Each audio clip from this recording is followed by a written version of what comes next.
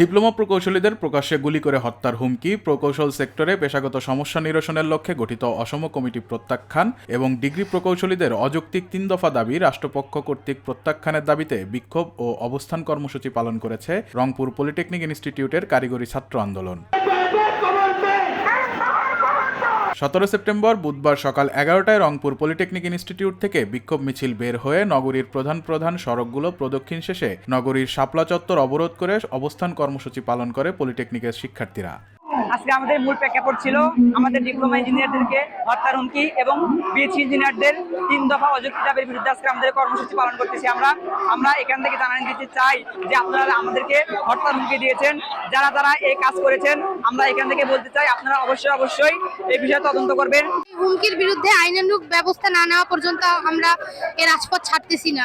ততদিনে আমরা এরকম রাজপথে আসবো এবং আমাদের সমাবেশ চলবে। শিক্ষার্থীদের অভিযোগ, দীর্ঘদিন ধরে ডিপ্লোমা প্রকৌশলীরা পেশাগতভাবে বৈষম্যের শিকার হচ্ছে। ডিপ্লোমা প্রকৌশলীদের দাবি শুধু পেশাগত স্বীকৃতি নয়, এটি তাদের অস্তিত্ব রক্ষার লড়াই। তাদের মতে বৈষম্যমূলক সিদ্ধান্ত প্রত্যাহার করা না হলে আগামী দিনে আন্দোলন আরো কঠোর হবে। ডিপ্লোমার 34 সদস্য বিশিষ্ট একটা মিটিং হবে, সেখানে আমাদের ডিপ্লোমাতে মাত্র 8 জন, আবার 23 সদস্য বিশিষ্ট একটা মিটিং হবে, সেখানে আমাদের ডিপ্লোমাতে 1 জন। এই যে একটা এই বৈষম্যটা কেন আমাদের সাথে হলো? আমরা শান্তিপূর্ণভাবে আন্দোলন করতেছিলাম। এর মধ্যে যারা বিএসসি ইঞ্জিনিয়ার আছে তারা 3 দফা অযৌক্তিক দাবি জানায়। আমরা এর বিভিন্ন প্রতিবাদ করি শান্তিপূর্ণভাবে। তো তারা বিভিন্ন চক্রান্ত করতে থাকে।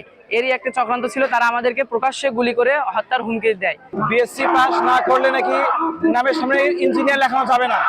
এই বিষয়ে আমাদের প্রথম দাবি যে ডিপ্লোমা পাস করার পর লিখতে পারবে। আমাদের আরেকটা দাবি 10ম গ্রেড আমাদের ছিল, আমাদেরই থাকবে। কিন্তু এখানে বিএসসি ইঞ্জিনিয়াররা অবৈধভাবে আসার চেষ্টা করতেছে। শাপলা চত্বরে কয়েক ঘন্টা সড়ক অবরোধ করে অবস্থান কর্মসূচি পালন করে শিক্ষার্থীরা। এতে নগরীর যান চলাচলে সাময়িক ভোগান্তির সৃষ্টি হয়।